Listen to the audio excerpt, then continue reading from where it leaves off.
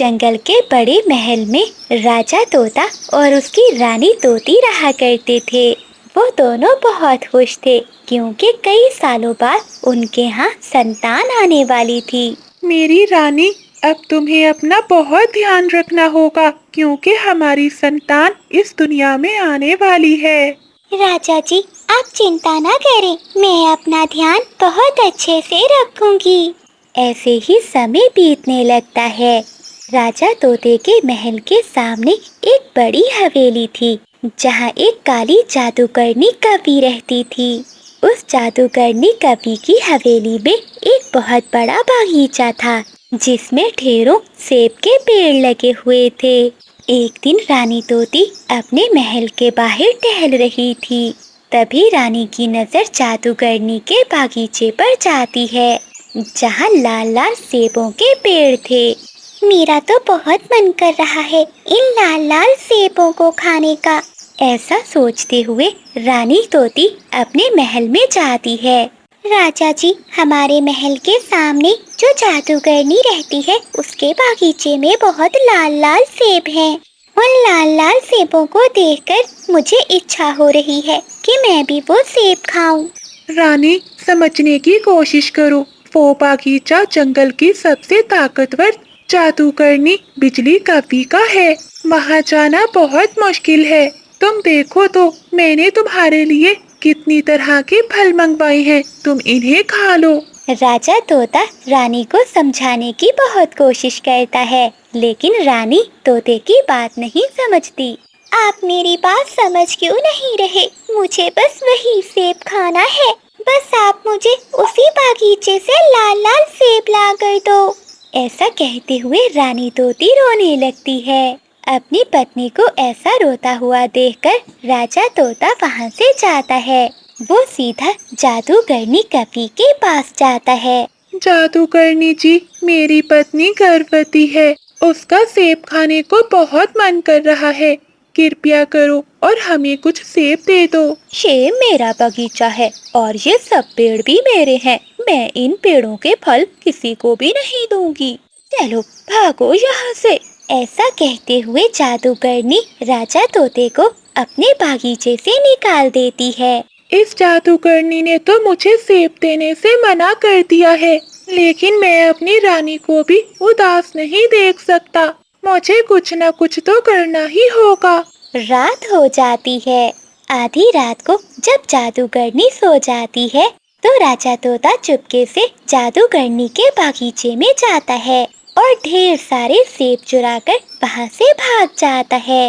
वो सेब लेकर अपनी पत्नी रानी के पास आता है। ये देखो मेरी रानी, मैं तुम्हारे लिए जादूगरनी के बागीचे से सेब लाया हूँ। राजा जी, आप कितने अच्छे हो, मेरा कितना ख्याल रखते हो। फिर रानी तोती खुशी खुशी वो सेब खा लेती है, लेकिन इतने सेब खाने से उसका पेट नहीं भरता। वो फिर से अपने राजा को सेब लाने के लिए कहती है। अपनी पत्नी के कहने पर राजा तोता फिर से जादूगरनी के बागीचे में जाता है, लेकिन इस बार जादूगरनी राजा तोते को देख लेती है। तुम्हारी हिम्मत कैसे हुई मेरे बागीचे से सेब तोड़ने की? मुझे माफ कर दो जादूगरनी जी, जो मैंने किया वो अपनी पत्नी के लिए किया। लेकिन अब तुम्हें इसकी सजा जरूर मिलेगी। तुम्हारी पत्नी को इस सेब के बदले मुझे अपना बच्चा देना होगा। नहीं जादूगरनी जी, मैं ऐसा नहीं कर सकता। मैं अपना बच्चा तुम्हें नहीं दे सकता। अच्छा, एक बार फिर से सोच लो। अगर तुमने मुझे अपना बच्चा ना दिया तो मैं अपने काले जादू से तुम दोनों को मार दूंगी। इतना सुनकर राजा तोता बहुत परेशान हो जाता है और वो कवि की बात मान लेता है। फिर राजा तोता अपने महल लौट आता है और सारी बात अपनी रानी को बताता है। ये बात सुनकर रानी तोती बहुत परेशान हो जाती है। ऐसे ही समय बीत जाता है। कुछ दिनों बाद रानी तोती एक प्यारे से बच्चे को जन्म देती है। रानी, आज मैं बहुत खुश भी हूँ और उदास भी। अगर जादूगरनी को हमारे बच्चे का पता चल गया तो वो इसे ले जाएगी। नहीं, मैं अपना बच्चा किसी को नहीं दूंगी। तो फिर रानी, हमें ये जंगल छोड़ना होगा। इससे पहले कि उस जादूगरनी को हमारे बच्चे का पता चल जाए।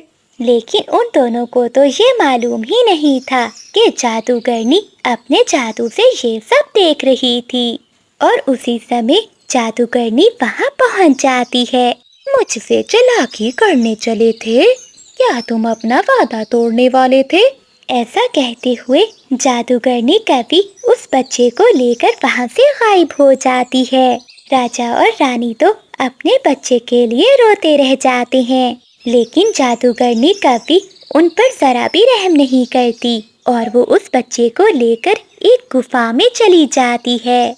राजा जी, हमने उस जादूगरनी को हर जगह ढूंढ लिया, मगर वो हमें कहीं नहीं मिली। कबूतर, क्या कोई और रास्ता है जिससे हमारा बच्चा हमें मिल जाए? हाँ राजा जी, मैंने सुना है कि पास के जंगल में एक जादूगरनी चिड़िया रहती है। सुना है कि वो बहुत अच्छी चिड़िया है और वो सभी की मदद करती है। क्यों ना एक बार उसके पास जाकर देखा जाए, हो सकता है कि वो हमारी मदद करे।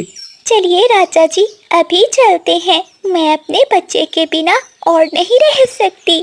फिर तोता और तोती कबूतर के साथ दूसरे जंगल में जाते हैं। घने पेड़ों के नीचे एक झोंपड़ी थी जहाँ चिड़िया रहती थी। राजा तोता सारी बात जादूगरनी चिड़िया को बताता है। चिड़िया, मेरे बच्चे को बचा लो। अगर मेरे बच्चे को कुछ हो गया तो मैं भी नहीं जी पाऊंगी। रानी तोती जी, आप चिंता ना करें, मैं देखती हूँ कि आपका बच्चा कहाँ है। फिर जादूगरनी चिड़िया अपनी आंखें थोड़ी देर के लिए बंद करती है और फिर बताती है। राजा और रानी, आपका बच्चा बिल्कुल ठीक है। आपके बच्चे को काली जादूगरनी ने एक काली गुफा में बंद कर रखा है, जिसके पास एक नदी बहती है। आप चिंता न करें, मैं आपके साथ जाऊंगी। ये जादुई पंख है। ये पंख हमें उस गुफा तक लेकर जाएगा। फिर वो पंख हवा में उड़ता है और वो सभी पंख के पीछे पीछे उड़ते हैं। जादुई पंख उन्हें एक गुफा के पास लेकर जाता है। यही यही है वो गुफा जिसमें आपका बच्चा है।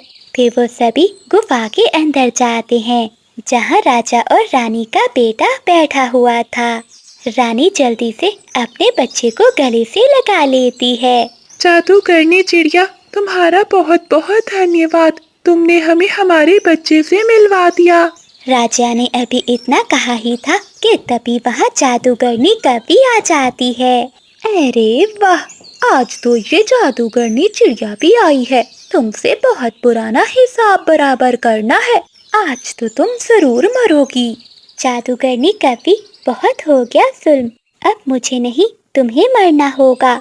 ऐसा कहते हुए चिड़िया एक आईना निकालती है। जैसे ही कभी उस आईने में देखती है तो वो जलकर भस्म हो जाती है। बुराई का अंत हमेशा होता है। आज इस जादूगरनी का भी अंत हो गया। फिर राजा और रानी चिड़िया का धन्यवाद करते हैं और वो सब अपने महल में लौट जाते हैं।